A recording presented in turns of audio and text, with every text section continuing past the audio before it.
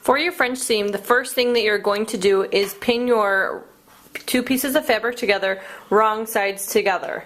This is the opposite of what we usually do. Usually you do the right sides together, but for this particular stitch, you do wrong sides together, and then you're going to go ahead and pin along one of the edges. After you pinned along the long side of your fabric, you're going to go ahead and do a 1/4 inch straight stitch. When doing this, you do not need to worry about back stitching at the beginning or at the end of the stitch.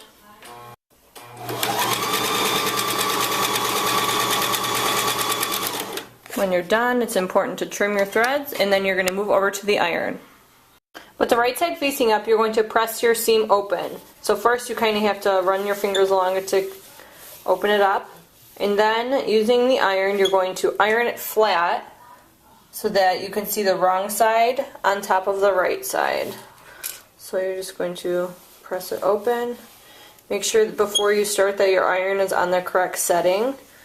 Mine is on cotton because that is what I'm using. Then, after your seam is pressed open, you're going to go ahead and fold it in half. And then you're going to iron one more time along that edge that you just did. Then you're going to move back to the sewing machine. Making sure that that seam is right in the very center where we ironed, I went ahead and pinned it just so I made sure that it stayed in place. And then using a 1/2 inch seam allowance, I'm going to sew a straight stitch and make sure to back stitch at the beginning and at the end of the stitch.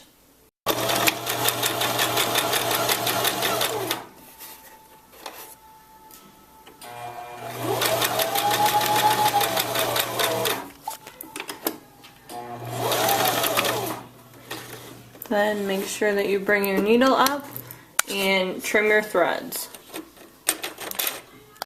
I just sewed my 1/2 inch seam allowance, and as you can see, there it is, that black line. Then when you open it up, it just looks like a normal seam. So this is commonly used in clothing and in pillowcases just because it's extra sturdy. It's easily washable, and you can make sure that it's nice and secure without doing any overlocking or any zigzag stitching. So there you go. Make sure you iron it and press it before you turn it into your teacher.